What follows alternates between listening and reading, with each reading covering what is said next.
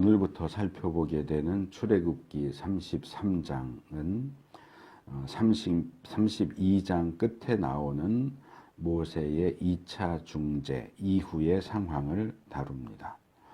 우리가 지금 금송아지 사건을 6번째 살펴보고 있습니다마는 이 32장에서 34장 이 세 장은 금송아지 사건이 얼마나 중대한 범죄였고 그 죄를 용서받는 것이 얼마나 힘든 일인지를 확실하게 보여주고 있습니다. 이 내용들을 보면 돌판을 깨뜨리고 금송아지를 파괴하고 또 극렬한 우상 숭배자들을 3,000명이나 죽이고 또 얼마 지나지 않아서 하나님께서 재앙을 내리셨고 또 그 과정에서 모세가 2차례나 중재를 했는데도 불구하고 여전히 금송아지 사건은 완전히 해결되지 않고 하나님과의 관계도 완전히 정상화되지 않고 있습니다. 이 하나님과의 관계는 34장 끝에 가서야 이제 비로소 정상화되는 것을 볼 수 있습니다. 그래서 오늘은 이 33장 초반부에 나오는 두 가지 내용. 첫째는 시내산을 떠나라는 명령. 그게 우리가 지금 함께 읽은 1절에서 6절 내용이고요. 그리고 우리가 함께 읽지는 않았지만 7절에서 11절에 나오는 별도의 회막을 설치했다 하는 내용. 이 두 가지 내용을 오늘 함께 살펴보려고 합니다. 먼저 1절에서 6절은 시내산을 떠나라는 명령입니다. 1절에서 하나님이 너는 가서 내가 이집트 땅에서 데리고 올라온 이 백성을 이끌고 여기를 떠나서 내가 아브라함과 이삭과 야곱에게 맹세하고 그들의 자손에게 주겠다고 약속한 그 땅으로 올라가거라 라고 말씀을 하시죠. 근데 이 부분은 지난주였던 것 같은데 32장 34절에도 같은 말씀이 주어지고 이 내용이 지금 당장 시내산을 떠나라 라는 그런 내용은 아니다 라는 거 말씀을 드렸죠. 일단은 기본적인 형벌이 내려졌고 또 모세의 2번에 걸친 중재로 하나님의 마음이 어느 정도 풀렸으니 원래의 계획대로 출애굽 이후의 그 내용들을 이제 가나안으로 들어가는 그 가나안을 향한 여정을 진행해도 좋다라고 하는 어떤 허락의 말씀 정도로 읽어야 될 것 같습니다. 아직 이스라엘은 시내산에 도착한 지 시간이 그렇게 많이 지나지도 않았고 여기 1년 정도를 꽉 채워서 있으면서 성막도 만들고 제사장도 세우고 또 제사와 거룩에 대한 교육도 받아야 되고 그래서 실제로 이스라엘 백성이 시내산을 떠나는 것은 민수기 10장 11절 가야 비로소 시내산을 떠나는 거거든요. 근데 시내산을 떠나라는 명령이 벌써 출애굽기 33장에 나오지만 그래서 이거는 지금 당장 떠나라는 내용이 아니고 출애굽과 입가나안 애굽에서 나와서 가나안으로 들어가는 그 전반적인 출애굽 과정을 중단되었던 그 과정을 진행시켜라 그런 내용으로 이해를 해야 합니다. 그런데 이 부분에서 이제 32장 끝부분과 조금 차이가 나는 게 2절과 3절을 보면 처음부터 약속하셨던 것처럼 가나안을 향해 가는 이스라엘을 위해서 하나님이 천사는 보내주신다. 약속했던 대로 천사는 보내주겠지만 하나님 자신은 가지 않겠다라는 내용이 주어집니다.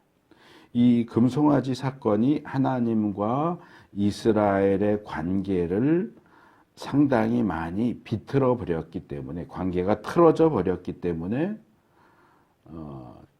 몇 차례에 걸친 처벌과 또 또 몇 차례에 걸친 중재에도 불구하고 하나님과 이스라엘의 관계가 완전히 회복되지 않았다는 거죠. 그게 이 2절과 3절 말씀에 드러나죠. 그래서 이전에 약속하셨던 대로 내가 한 천사를 보낼 터이니 그가 너를 인도할 것이다. 너는 가나안 사람과 아모리 사람과 헷 사람과 브리스 사람과 히위 사람과 여부스 사람을 쫓아내겠다. 너희는 이제 곧 젖과 꿀이 흐르는 땅으로 들어간다. 라고 말씀하시지만 곧바로 이어서 그러나 나는 너희와 함께 올라가지 않겠다. 나는 안 간다. 천사는 가겠지만 나는 안 간다. 왜? 너희는 고집이 센 백성이므로 내가 너희와 함께 가다가는 너희를 없애버릴지도 모르기 때문이다. 지금 금송아지 사건에서도 하나님은 너무너무 화가 나셔서 이스라엘 백성을 다 없애버리겠다고 하셨어요. 원래 산 위에서. 그렇죠? 그래서 지워버리듯이 싹 쓸어버리고 모세에게서 다시 시작하겠다라고 하는 말씀. 이건 그냥 단순한 위협용, 협박용으로 하는 말씀이 아니고 진짜 하나님이 그 내용을 진지하게 고려하셨다는 거예요. 정말 이스라엘, 아브라함에서 내려오는 이스라엘 족속을 완전히 싸그리 마치 존재하지 않았던 것처럼 완전히 지워버리고 모세를 아브라함 대신으로 세워서 모세의 후손들로 구원의 역사를 이어가겠다라고 하는 생각을 하셨는데 모세가 중간에 간절하게 애원하고 중재하는 바람에 이스라엘을 진멸시키는 것은 취소를 하셨지만 여전히 이스라엘에 대해서 화가 내 계세요. 그렇다고 해서 이스라엘이 여러 차례의 처벌과 그런 과정을 통해서 완전히 새롭게 되었느냐, 이전과는 완전히 다른 새로운 사람이 되었느냐 하면 그렇지도 않아요. 똑같아요. 그러니 이제 앞으로 가나안에 들어가려면 더 많은 시간이 걸릴 텐데 그 중에 또 금송아지 사건과 같은 그런 비슷한 반란이 반역 사건이 또 일어나지 않는다고 할 수 없고 그런 반역 사건이 또 일어난다면 하나님은 다시금 화가 나서 이스라엘 백성을 싸그리 쓸어버리실지도 몰라요. 그러니까 그것이 염려되어서 나는 너희랑 가면 안 되겠다. 가지 않겠다라고 말씀을 하시는 거예요. 내가 너희랑 같이 가는 게 더 복된 일일 수 있지만 이런 상태에서는 내가 너희와 함께 가는 게 오히려 너에게 저주가 될 수 있어. 내가 약속한 대로 천사 보내서 인도도 하고 가나안 원주민도 쫓아내고 너희가 가나안 차지하고 정착해서 살 수 있도록 해주겠지만 나는 같이 안 가겠다. 너희를 멸망시킬 수도 있기 때문에. 그게 지금 하나님이 말씀하시는 내용이에요. 4절, 5절, 6절을 보면 이런 하나님의 말씀에 대해서 이스라엘이 어떻게 반응을 했고 또 그런 이스라엘에 대해서 하나님은 어떻게 반응하셨는가 하는 내용이 나옵니다. 일단 본문 내용으로 들어가기 전에 이 질문을 좀 하고 싶어요. 자, 너희들 이제 시내산에서 떠나서 가나안 땅으로 갈 건데 내가 천사는 붙여줄 거야. 천사는 보내줄 거고 천사들을 통해서 가나안 원주민들도 다 쫓아내 줄 거고 너희들이 가나안에 정착해서 잘 살 수 있도록 해줄 거야. 그런데 나는 너희랑 같이 안 간다. 이 말씀에 대해서 어떻게 생각하세요? 어떤 생각이 드세요? 제가 고등학교 때 교회 주일학교에서 저를 가르쳐 주셨던 권사님은 늘 기도하실 때 그렇게 기도하세요. 불꽃 같은 눈동자로 우리를 살펴보시는 하나님. 불꽃 같은 눈으로 우리를 살펴보시다가 우리가 무언가 잘못을 저지르면 금방이라도 화내시고 심판하시고 진멸시키실 수도 있는 그 분이 우리와 함께 가지 않으시겠대요. 그게 꼭 나쁜 일일까요? 그게 좋은 일로 여겨지지 않습니까? 자, 우리를 야단칠 선생님도 부모님도 없어요. 눈치 봐야 할 대상이 없어진 거예요. 이제는 우리 하고 싶은 대로 하면 돼요. 근데 우리끼리 그냥 내버려 두고 니들이 잘 살든지 못 살든지 흥하든지 망하든지 니들이 알아서 해 하고 내버려 두는 게 아니고 조력자는 보내준대요. 천사는 보내준대요. 그래서 원래 계획대로 인도도 해줄 거고 가나안 땅으로 넘어가면 가나안 원주민도 다 쫓아내 줄 거고 거기 정착해서 잘 먹고 잘 살게 해준대요. 근데 우리를 야단칠 하나님은 안 간대요. 그 상황에 대해서 어떻게 생각하세요? 야, 선생님도 없고 부모님도 없고 얼마든지 우리 마음대로 할 수 있는 기회다. 우리가 얻을 수 있는 건 다 얻고 야단 맞을 일은 없고 얼마나 좋아요.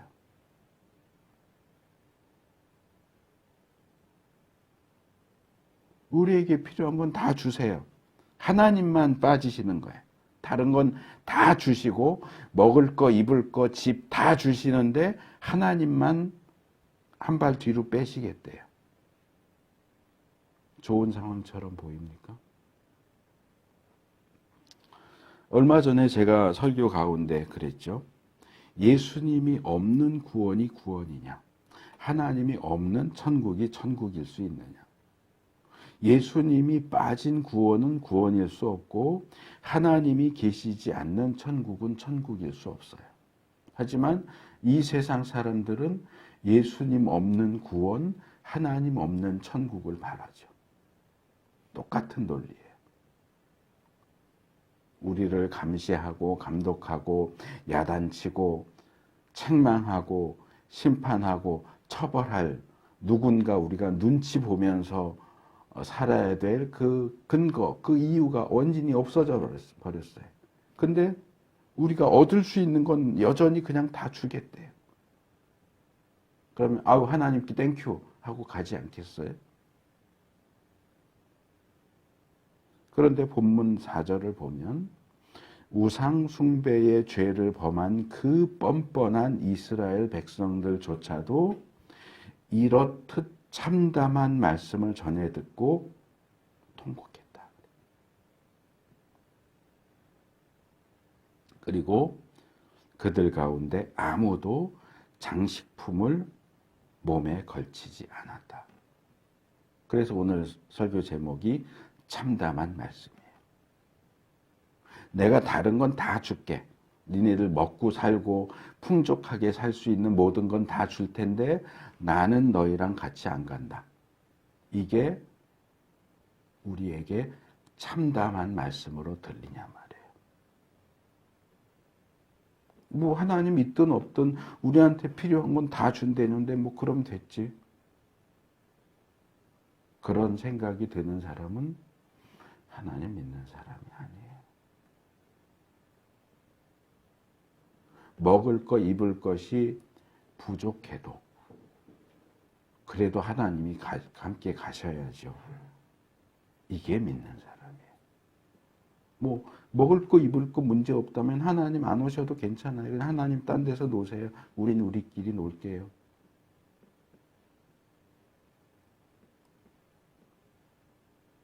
여러분이 보시기에 오늘날의 그리스도인들, 오늘날의 교회들은 어느 쪽일 것 같습니까?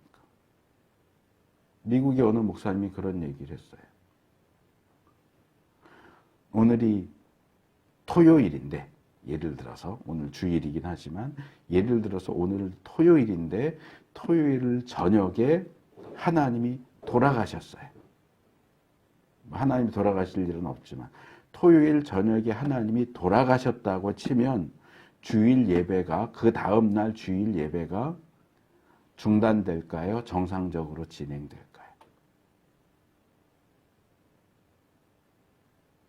정상적으로 진행될 거라고 그래요. 왜요?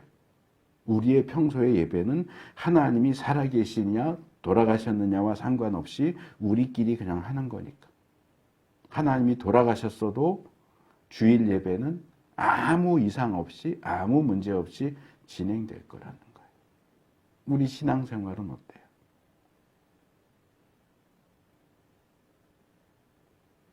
우리의 신앙이 정말 살아계신 하나님과 연결되어 있는 것이라면 하나님 쪽에 뭔가 문제가 생겼으면 우리의 신앙생활에도 문제가 생겨야 돼요. 우리의 교회 생활이 살아계신 하나님과 연결되어 있다면 그 하나님 쪽에 문제가 생겼다면 우리의 교회 생활도 뭔가 문제가 있어야 돼요. 그런데 하나님과 연결이 되어 있지 않으니까 하나님이 당장 돌아가신다고 해도 우리의 교회 생활과 우리의 신앙 생활은 아무 문제 없이 진행되는 거예요. 그게 이거예요. 나 너희랑 가지 않는다? 오케이, 좋습니다. 땡큐. 먹을 거 입을 거만 주신다면 하나님 안 오셔도 상관없어요. 하나님 안 계셔도 상관없어요. 하나님 우리와 함께 가지 않으셔도 괜찮아요. 우리끼리 알아서 잘 먹고 잘 살게요. 제 눈에는 오늘날의 교회들과 오늘날의 그리스도인들의 모습이 그렇게 보여요. 아무도 아니요, 하나님 안 됩니다.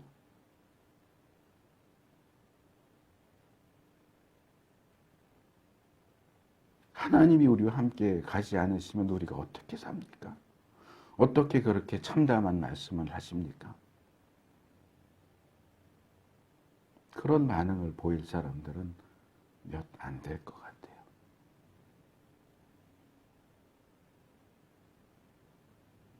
그 말씀이 이스라엘 백성에게 참담한 말씀으로 들렸고, 그래서 그들은 그 말씀을 듣고 통곡했어요. 천사도 보내준다고 했고, 가나안 원주민도 쫓아내준다고 했고, 가나안 들어가서 잘 먹고 잘 살게 해준다고 했는데도 통곡하고 아무도 장신구도 하지 않는 그런 반응을 보입니다. 여기 참담하다라고 번역된 이 단어는 히브리어로 라라는 단어인데, 라, 악하다, 나쁘다, 해롭다, 상처가 된다, 재난, 고통, 그런 다양한 의미를 가지고 있는 단어입니다. 하나님의 그 말씀이 너무 아파서 하나님께서 그래도 우리가 하나님의 백성인데 우리에 대해서 너희들은 너무 고집이 세고 언제 또 반역을 일으킬지 모르겠고 내가 너희들을 언제 다 싹 쓸어버리겠다 그런 생각을 하게 될지 모르기 때문에 나는 너희랑 같이 갈 수가 없어. 그렇게까지 말씀하실 수밖에 없도록 만들었다는 그 사실이 너무나 죄송스러워서 근신하는 자세로 장식을 하고 꾸미고 하는 것조차도 자제하고 통곡을 하는 그런 이스라엘의 모습을 보게 됩니다. 이런 이스라엘 백성들의 태도와 반응이 하나님의 마음을 아주 조금 또 움직였어요. 그래서 그런 이스라엘의 모습을 보시고 하나님이 말씀하시죠. 이스라엘 자손에게 전하여라. 너희는 고집이 센 백성이다. 내가 한순간이라도 너희와 함께 올라가다가는 내가 너희를 아주 없애버릴지도 모른다. 그 앞에서 하신 내용 또 다시 똑같이 말씀하시죠. 그러니 이제 너희는 너희 몸에서 장식품을 떼어버려라. 근데 하나님이 이스라엘이 멍하니 있는데 야 장식품 하지 마라고 말씀하신 게 아니에요. 이스라엘이 먼저 마치 조의를 표하듯이 하나님이 이런 말씀을 하신 게 너무 슬퍼서 뭐 씻고 바르고 꾸미고 뭐 이렇게 꼽고 장식품 할 그런 마음도 들지 않아서 먼저 장식품을 다 떼어 버리니까 뒤에 그 나중에 하나님이 야 장식품 떼버려라 이 말씀을 하시죠. 뭐예요? 너희들의 그 반응은 조금은 마음에 든다. 그래, 그 자세, 그 태도는 괜찮아. 그럼 내가 조금 더 지켜보자. 그래, 너희 그 애통해하고 장신구도하지 않는 그 태도를 계속 유지해봐. 그러면 내가 너희에게 어떻게 해야 할지, 같이 갈지, 지금 말한 대로 같이 안 가는 그 상태를 계속 유지할지, 아니면 마음을 바꿔서 같이 가기로 할지, 어떻게 해야 할지를 그거 좀 보고 나서 결정하겠다. 그 전에 말씀하실 때는 전혀 가능성이 없었어요. 하나님 결제도장 꽝 찍었어요. 나는 너희랑 안 가. 니들이 뭐라고 해도 나는 너희랑 안 가. 그런데 이 반응을 보시니까 그래? 내가 좀 살짝 마음이 바뀌는데 너희들 어떻게 하는지 한번 보자. 너희들이 계속 그렇게 겸손하고 올바른 태도를 취한다면 혹시라도 내가 마음이 바뀌어서 너희와 함께 갈 수도 있지 않을까 이런 생각이 드네. 어디 한번 보자. 어떻게 하는지 한번 보자. 그렇게 말씀하시는 거예요. 하나님이 이스라엘과 동행하지 않겠다는 말씀을 취소하지는 않으셨어요. 근데 이들이 이렇게 자발적으로 취한 이 장식품 제거를 공식적인 태도, 원래는 개인적으로 그렇게 했던 건데 이것을 이스라엘 민족과 국가 공식적인 어떤 방식으로 승인을 하시고 그렇게 겸손하게 자신을 낮추고 근신하는 마음으로 장식품을 제거하고 그런 태도를 계속 취한다면 그러면 이제라고 번역했지만 원래는 그냥 접속사예요. 그러면 내가 그 모습을 지켜보고 어떻게 할지를 조금 더 고려해 보겠다. 결정 보류죠. 결정 보류. 하나님이 이렇게 말씀을 하시기 때문에 이스라엘 백성은 호렙산을 떠난 뒤로는 장식품을 달지 않았다. 라고 이야기를 하죠. 언제까지인지는 몰라요. 광야 생활 그 뒤로 38년을 하는 기간 내내였는지, 그래서 광야 생활을 끝나고 가나안에 들어가면서부터 장식을 하기 시작했는지, 아니면 광야 생활 중에 몇 년 정도 그랬는지 그거는 알 수 없지만 어쨌든 호렙산을 떠난 이후로, 그러니까 민수기, 그러니까 이 상황이 쭉 가다가, 그러니까 이 내용을 보면 시내산에 머문 기간이 그렇게 길지 않아요. 보통 우리가 이제 2년 있었다 그러는데 정확하게 따지면 1년이에요. 왜냐하면 출애굽한 해 3월 달인가 시내산에 왔고요. 그리고 성막을 만들어서 봉헌한 게 그 첫째 해 끝에고 이스라엘이 시내산을 떠난 게 둘째 해 둘째 달인가 셋째 달인가 그래요. 그러니까 둘째 해에 떠났기 때문에 우리가 보통 시내산에 2년 있었다라고 말하지만 시내산에 도착한 기간 시기와 출발한 시기를 계산하면 딱 1년이 있었어요.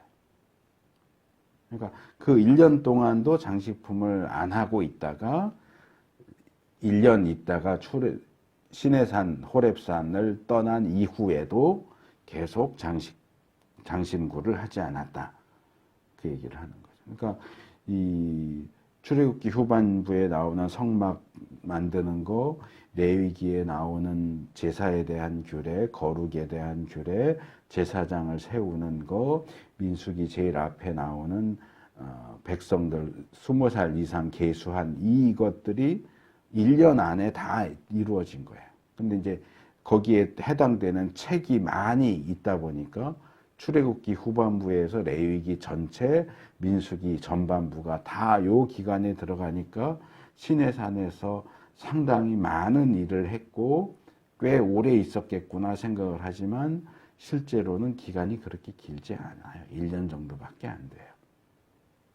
그 기간 안에 이 많은 것들이 말하자면 속성 과정이죠.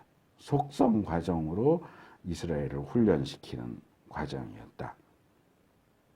그래서 광야 생활을 거치면서 중간에 종종 전쟁도 있었고 아마도 그 광야 베두인들과도 뭔가 이렇게 교역도 하고 이랬을 거고 무슨 장식품 같은 것도 구하게 되는 일들이 있었겠지만 어쨌든 시내산을 호렙산을 떠나면서는 장식품을 하지 않았고 아마도 광야 생활 내내 꾸미지 않고 지냈던 것 같아요.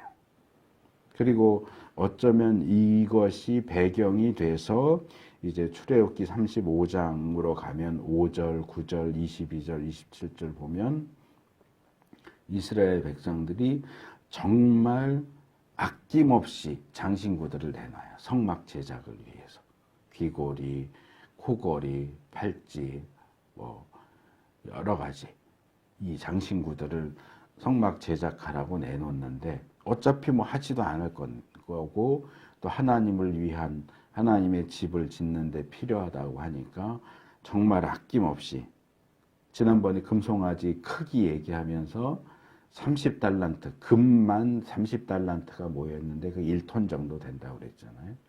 그러니까 거의 자기들이 가지고 있는 금으로 된 장신구는 거의 다 내놓은 걸로 보여요. 이게 어떤 그런 배경으로 작용했을 수도 있겠다라는 생각이 듭니다. 그리고 이제 그 상황에서 7절에서 11절 우리가 아까 함께 읽지는 않았지만 7절에서 11절로 넘어오면 별도의 회막을 세운 것에 대한 내용이 나옵니다.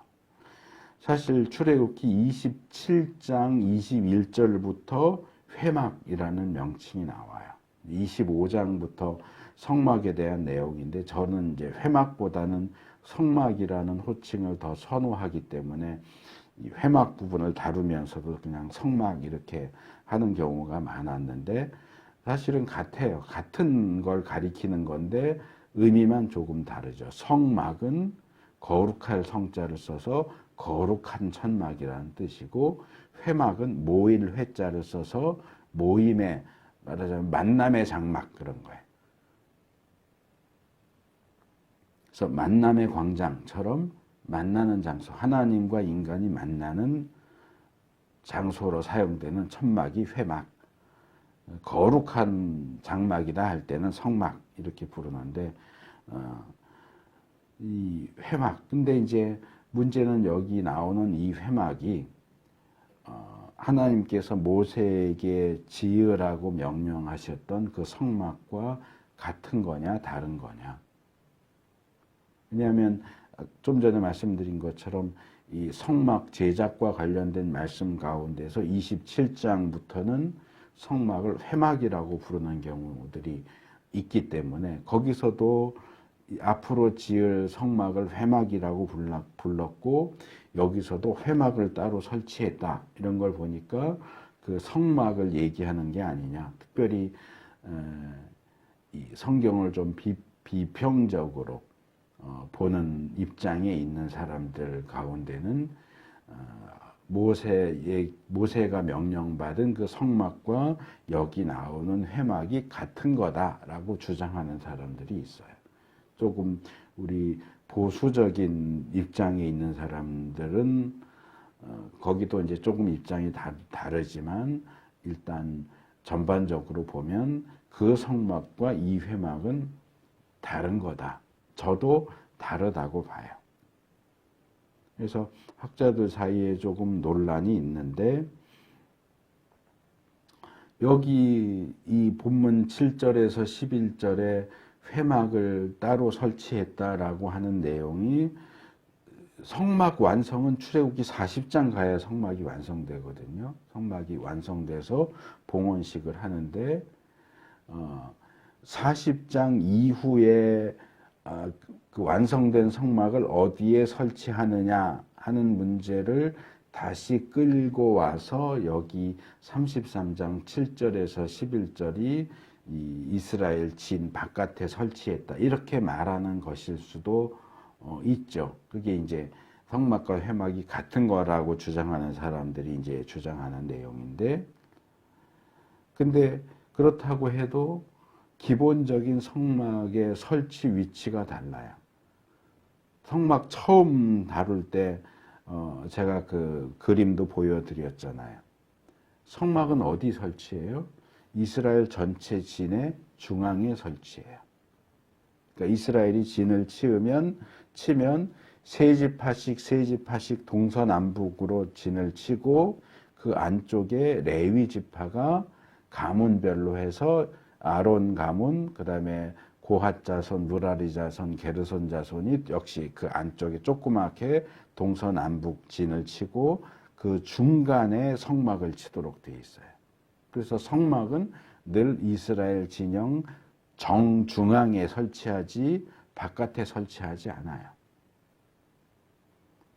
그리고 광야를 행군할 때도 성막은 뭐 특별한 케이스로 언약궤가 제일 앞에 나가는 경우도 있지만 대부분 성막은 전체 진행하는 중간쯤에 항상, 그래서 늘 그 중심에 하나님이 계신다는 의미에서 성막은 이동을 할 때나 정지에 있을 때나 늘 중간 위치를 차지하고 있는 걸 볼 수 있는데, 이 본문에 나오는 회막은 중앙이 아니고 진 바깥에 외딴 곳에 따로 설치하고 있는 것을 볼 수 있어요.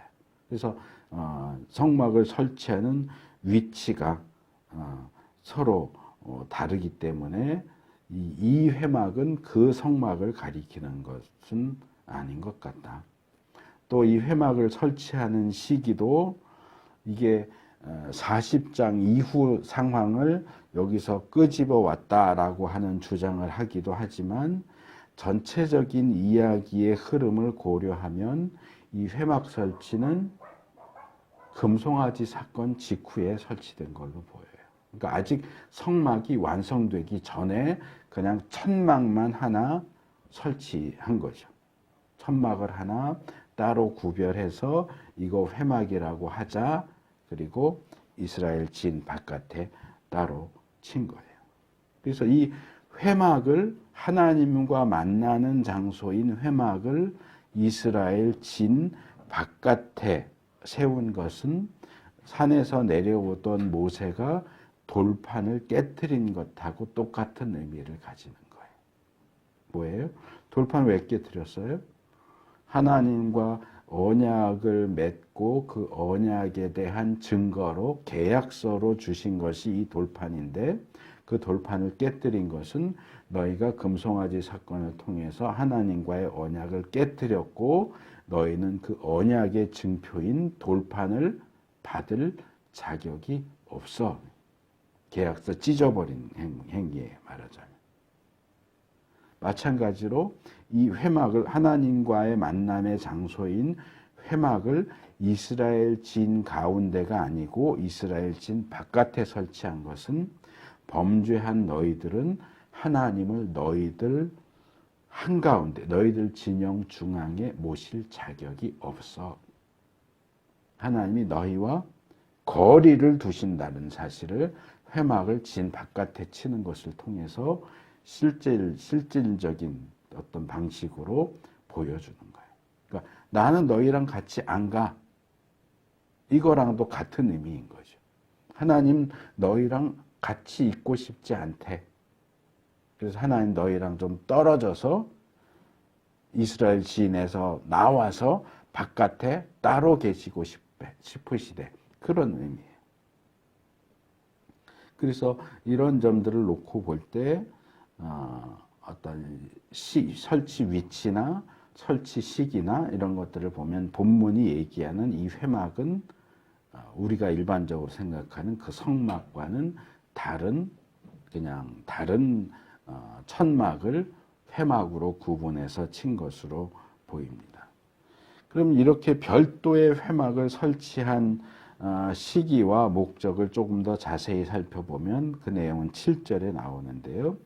모세가 이스라엘 진 바깥, 그것도 멀리 떨어진 곳에 별도의 장막을 쳤다. 이렇게 나오죠. 여기 근데 우리가 지금 사용하는 세번역을 보면 7절 제일 앞부분에 이렇게 돼 있어요. 이스라엘 백성이 진을 칠 때마다. 그러니까 이스라엘 백성이 진을 칠 때마다 언제 진을 쳐요? 이동하다가 구름 기둥, 불 기둥이 인도에서 그게 계속 움직이면 계속 따라서 이동하다가 구름 기둥, 불 기둥이 멈추면 그때 이제 진을 치잖아요.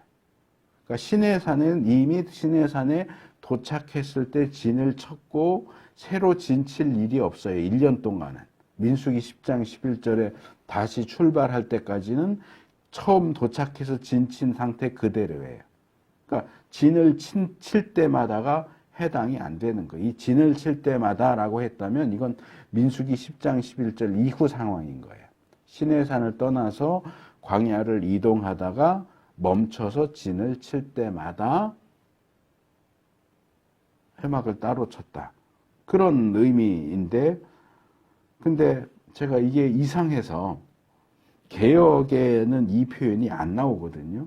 개역에는 이 표현이 안 나오는데 세번역에 추가돼서 나와요. 그래서 이상해서 제가 히브리 원문을 확인을 해봤더니 이 부분이 없어요.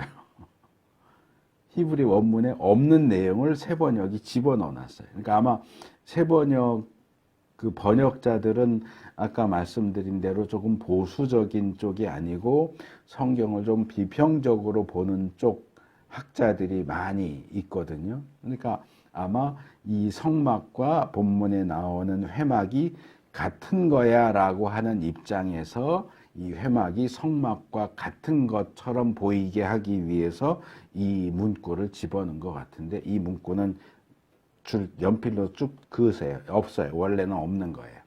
원래 성경이 없는 건데 세번역에 들어가 있어요. 이스라엘 백성이 진을 칠 때마다. 아니에요. 이동하다 진 칠 때마다 성막을 이스라엘 진 바깥에 쳤다? 아니에요. 그 얘기 아니에요. 그래서 개역에는 이렇게 돼 있어요. 모세가 항상 장막을 취하여 진 밖에 쳐서. 이 항상은 늘 그런 뜻이거든요. 근데 여기서는 어떤 부사나 형용사적인 의미로 모세가 항상 이렇게 했다, 그런 의미라기보다는 어떤 정해진 장막을, 모세가 정해진 그 회막을 취해서 진 밖에 쳤다, 이런 의미인 걸로 보여요. 그래서 이스라엘이 현재 진치고 있는 바깥에 멀리 떨어진 곳에 장막 하나를 따로 선택해서 그것을 따로 설치했다, 그 얘기예요.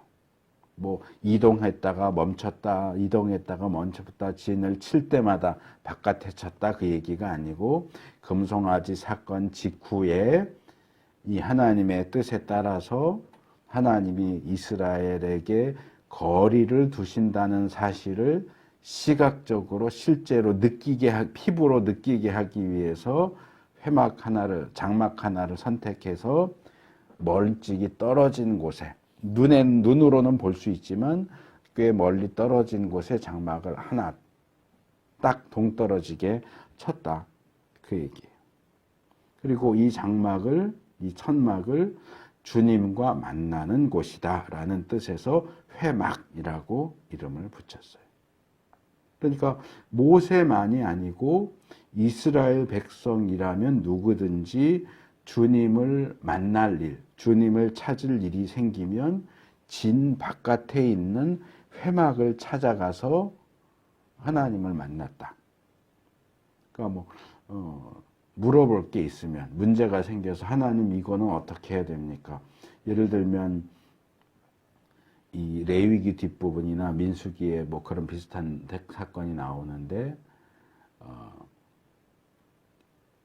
이스라엘 사람하고 이 혼혈인 사람, 그러니까 이스라엘 사람과 이방인 사이에서 태어난 혼혈인 사람이 막 싸우다가 이 혼혈인 사람이 하나님의 이름을 저주하면서 말을 했어요.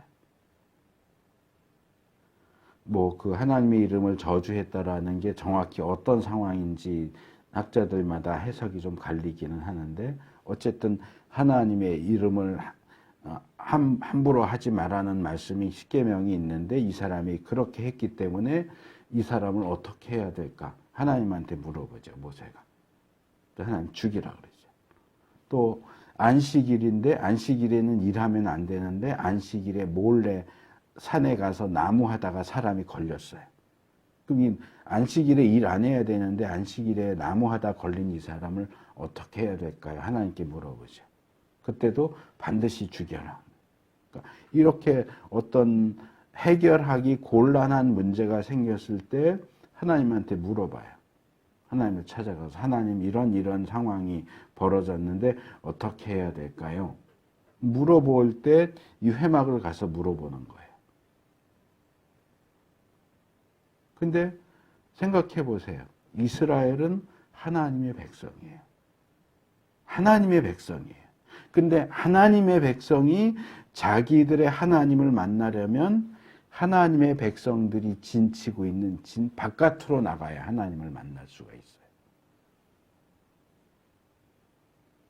그 뭐예요? 붕어빵에 붕어가 없다. 뭐 이 얘기 하듯이 하나님의 백성들 가운데는 하나님이 안 계셔요. 하나님이 하나님의 백성들과 멀리 떨어진 곳에 계시기 때문에 하나님의 백성이 하나님을 만나려면 하나님의 백성들 그 진을 떠나서 바깥에 나가야 하나님을 만날 수 있어요. 이게 얼마나 아이러니하고 어떻게 보면 수치스러운 일이에요. 지금으로 치면 이거예요. 당신 하나님 만나고 싶습니까? 교회에서는 절대로 하나님을 만날 수 없어요. 절에 가세요. 그럼 거기서 하나님 만날 수 있어요. 이거랑 비슷한 거예요. 교회가 하나님의 집인데 하나님의 집에서는 하나님을 만날 수가 없어요. 교회 바깥에 나가야 하나님을 만날 수 있는 거예요. 이스라엘이 하나님의 백성인데 이스라엘 가운데 하나님이 안 계세요. 하나님을 만나려면 이스라엘 백성을 떠나야 돼요. 원래대로 하면 이스라엘이 진치고 있고 이스라엘 중앙에 성막이 있어서 하나님을 만나려면 이스라엘 그 진의 중앙 성막으로 가서 하나님을 만나는 게 그게 정상인데, 지금 금송아지 사건이 이걸 완전히 뒤집어 버린 거예요. 이스라엘 가운데 하나님이 안 계세요. 하나님을 만나려면 진 바깥으로 나가야 돼요. 이방인들의 영역으로 나가야 돼요. 내가 예수 믿는 사람인데 내가 예수님을 만나려면 믿는 사람들 가운데로 가는 게 아니고 믿지 않는 사람들 가운데 가야 예수님을 만날 수 있다는 거예요. 이게 얼마나 수치스러운 일이에요.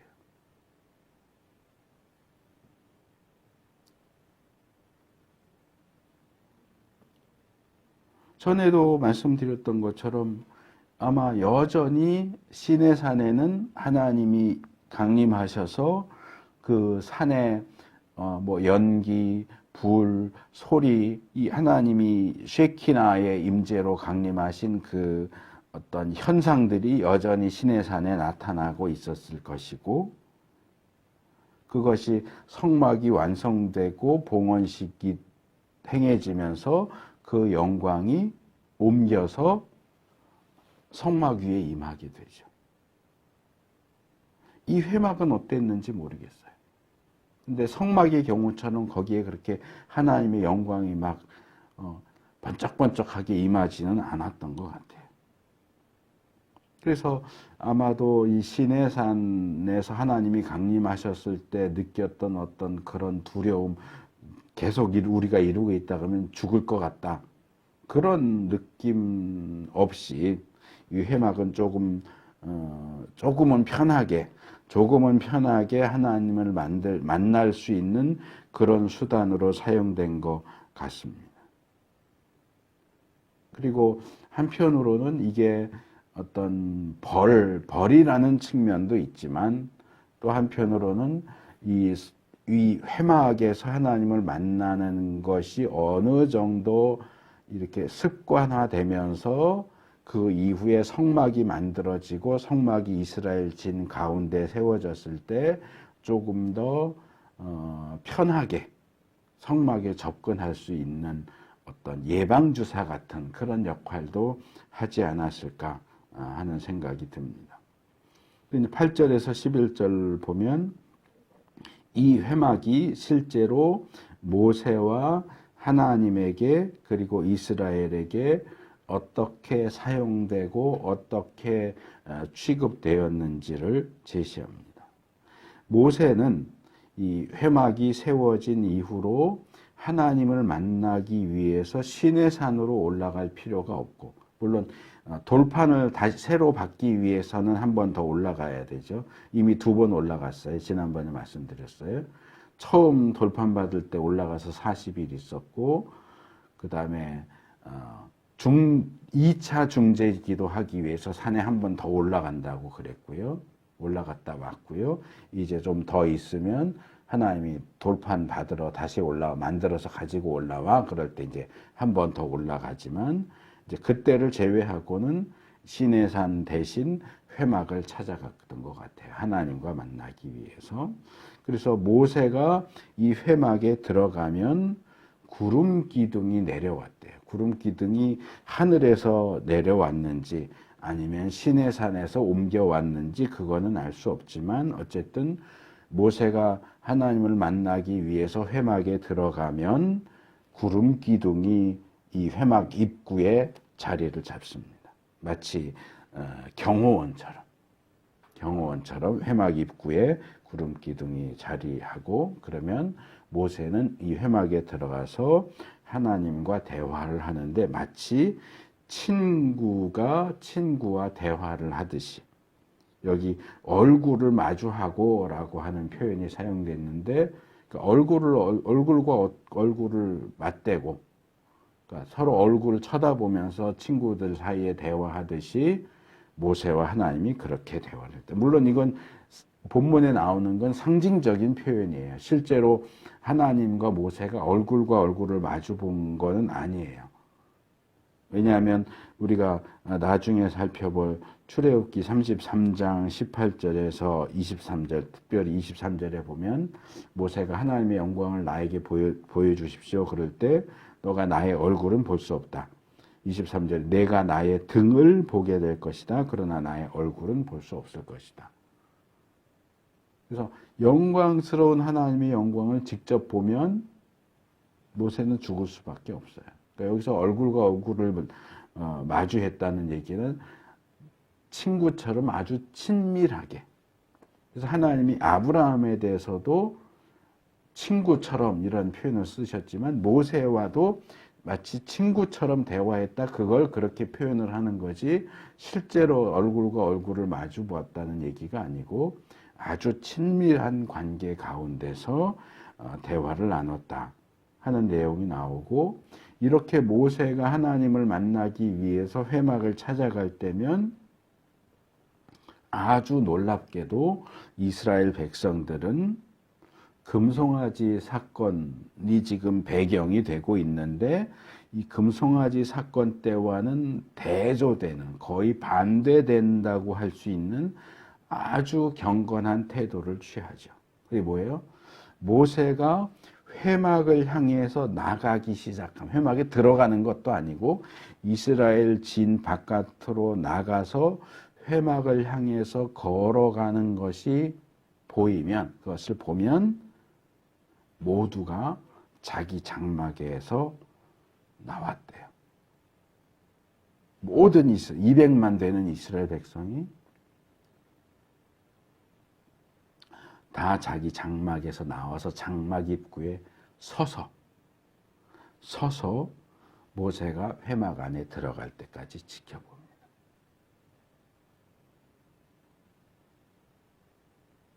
그리고 아마도 잠깐 쉬다가 모세가 회막에 들어가고 구름 기둥이 내려와서 회막 입구에 서는 것을 보면 다시 일어서서 회막에 임재하신 하나님을 향해서 엎드려 절하면서 경배합니다.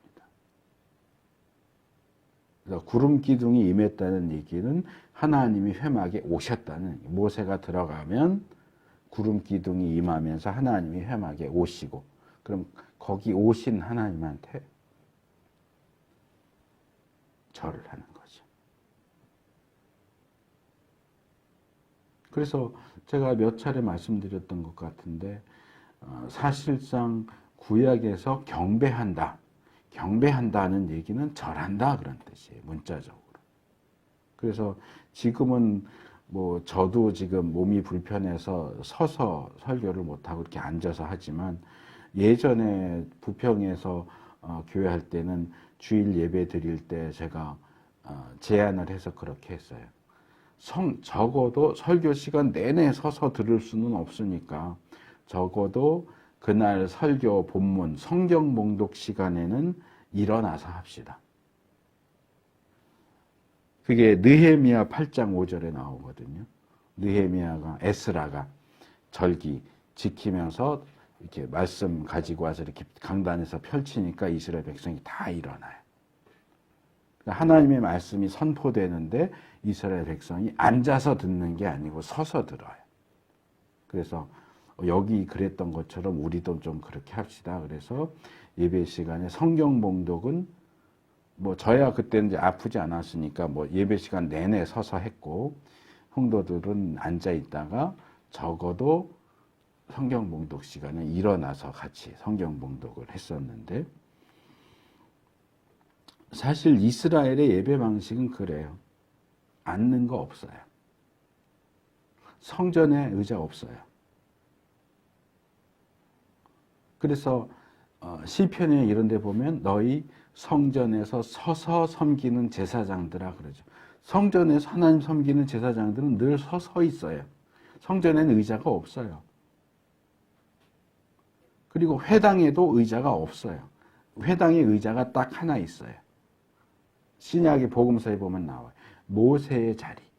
모세의 자리는 뭐냐 하면 회당 예배 때 말씀을 전하는 사람이 앉는 자리예요. 그러니까 희한하게 회중들은 서서 예배를 드리고요, 설교하는 사람은 그 모세의 자리라고 하는 자리에 앉아서 말씀을 전하게 돼 있어요. 그래서 서서 말씀을 듣거나 또는 경배할 때는 지금 우리가 하는 것처럼 뭐 손들고 입술로 하나님 경배합니다 이게 아니고 실제로 무릎을 꿇고 큰절하듯이 절을 해요. 그게 경배예요. 근데 우리는 의자에 앉아서 다리 꼬고 앉아가지고 하나님 경배합니다. 그게 무슨 경배예요? 경배는요, 절을 하는 게 경배예요. 구약의 경배는 적어도 그래요. 제가 얼핏 기억하기는 신약의 경배도 그런 것 같아요. 이렇게 허리를 숙이고 절하는 그런 동작을 취하는 게 경배라고 번역되는 원래의 단어예요. 근데 이게 중세 시대에 예배당에 의자가 들어오기 시작했어요. 왕족, 귀족들 이렇게 칸막이 따로 해서 뭐 저도 한 번도 본 적은 없지만 요즘에는 극장에 가면 특별석이 있다면서 이렇게 칸막이를 해갖고 이렇게 누워서도 볼 수 있게 돈 많이 주면 그런 것처럼 예배당에 그렇게 특별석을 만들었어요. 왕족들 위해서, 귀족들 위해서 칸막이 만들고 의자 들여오고 침대 비슷한 의자 들여와서 편하게 누워서 예배 드릴 수 있게. 이게 나중에 보편화되면서 예배당 안에 의자로 들어온 거고, 지금은 대부분의 교회가 의자 놓고 의자에 앉아서 예배 드리는데 원래 성경의 예배는 의자에 앉아서 드리는 예배는 없어요. 맨 땅에서 예배 드리는 거예요. 서서 서거나 거기 무릎 꿇고 앉아 있거나.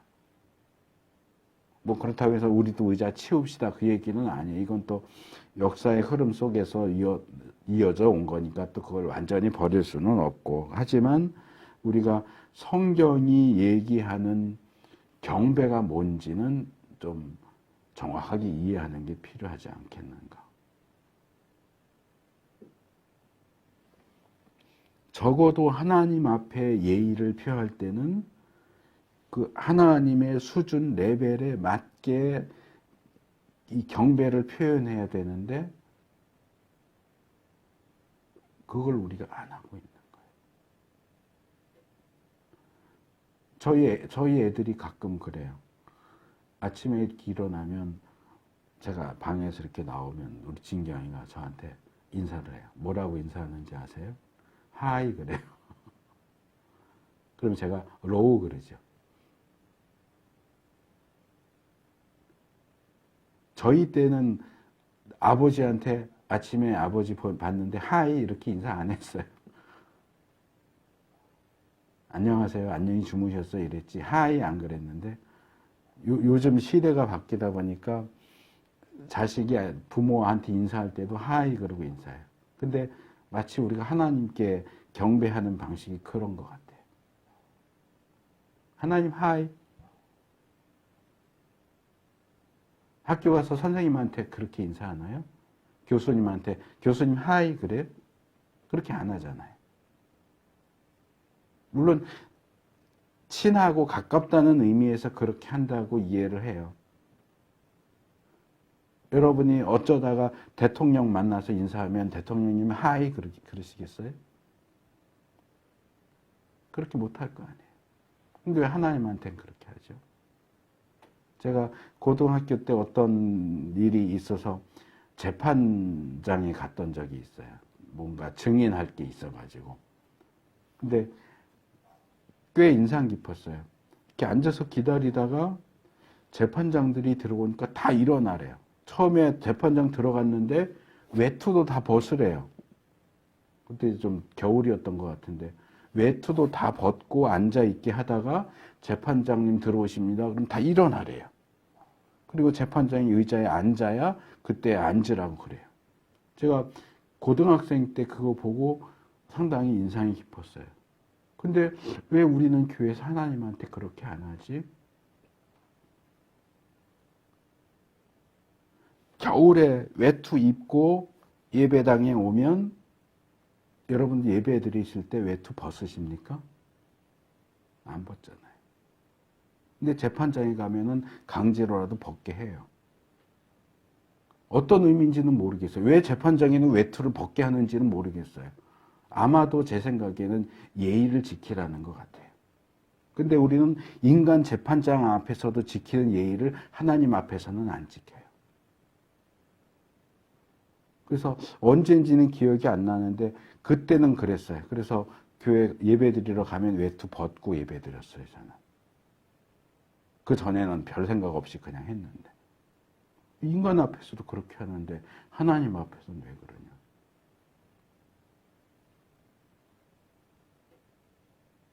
그것도 있잖아요. 중학교, 고등학교 이렇게 예배 드리면 고등학교 1학년, 2학년, 3학년 이렇게 보면은 앉는 자리가 달라요. 학년이 올라갈수록 자리가 어디로 가요? 뒤로 가요. 점점 뒤로 가요. 제일 뒷줄에 앉아요. 고3쯤 되면. 저는 제일 첫째 줄에 앉았어요.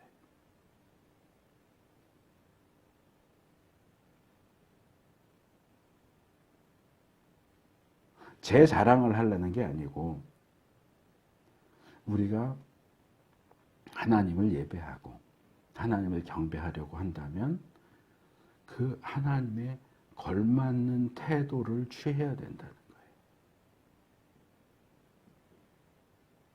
근데 그런 모습들을 거의 찾아보기가 힘들어요. 본문에 보세요. 그 금송아지 사건, 우상숭배 사건, 그 정말 끔찍한 범죄를 저질렀지만 정말 거기 앞장서던 사람들은 다 죽었지만 그 우상숭배를 저질렀던 이스라엘이 지금 얼마나 경건한 모습을 취하고 있습니까? 하나님이 함께 가지 않으신다 그러니까 그 참담한 말씀에 통곡하고 장식하지 않고 꾸미지 않고 모세가 회막을 향해 나아가는 것뿐인데 다 장막 입구에 나와서 현관에 나와서 서서 보고 있다가 하나님 임재하시면 회막을 향해서 절해요. 그 맨 바닥에 무릎 꿇고 앉아서 큰 절을 해.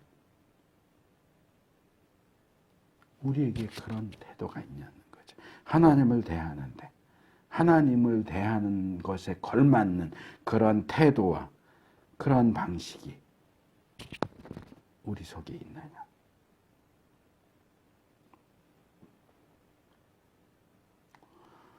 또 이렇게 모세는 필요에 따라서 회막에 들어갔다 나왔다 하지만 모세의 부관인 여호수아는 회막을 떠나지 않고 늘 그 회막 곁에서 지켰다.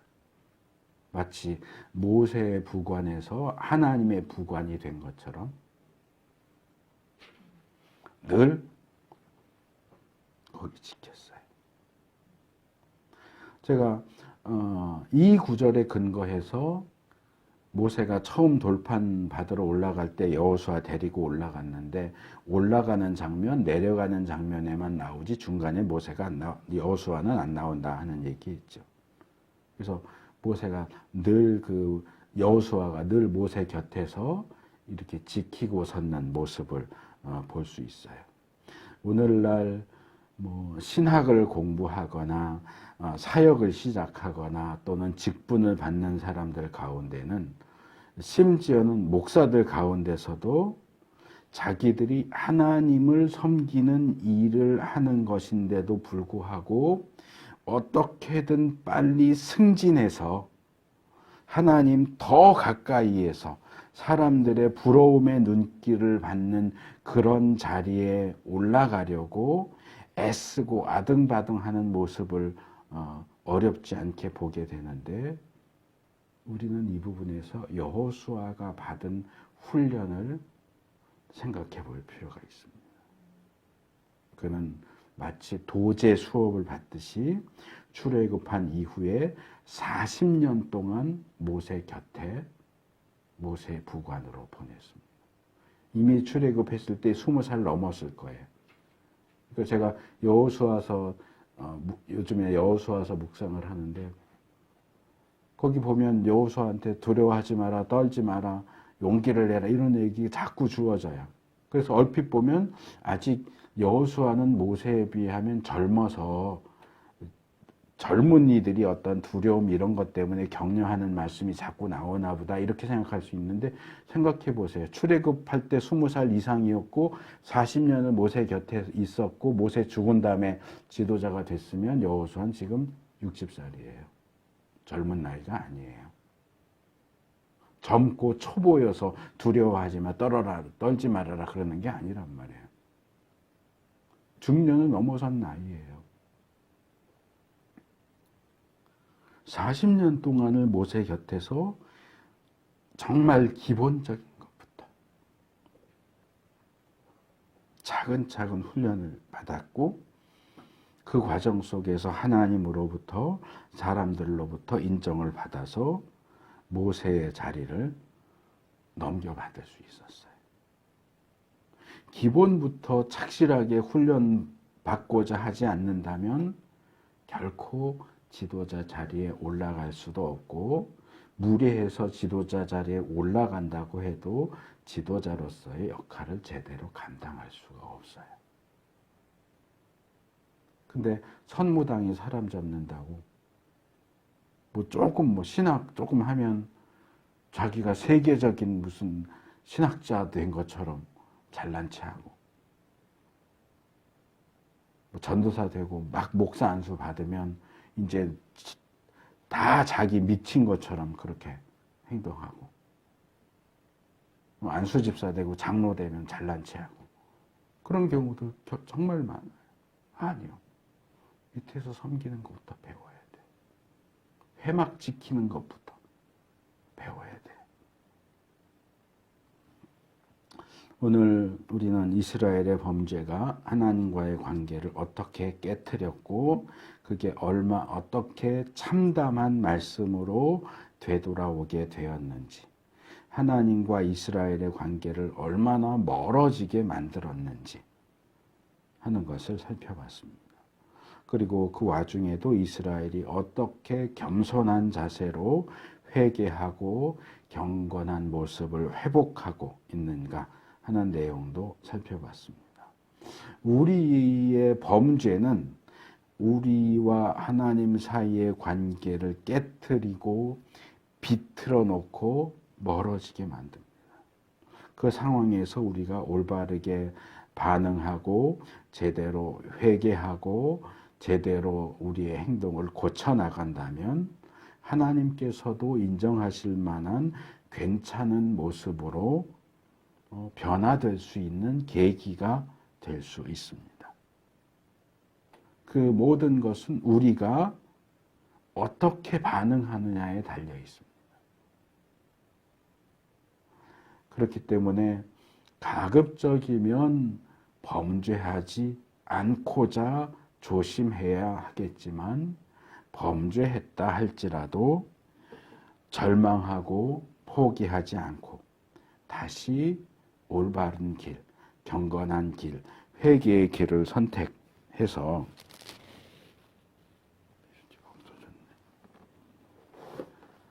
회복의 길을 갈 수 있는 우리 모두가 될 수 있기를 축복합니다.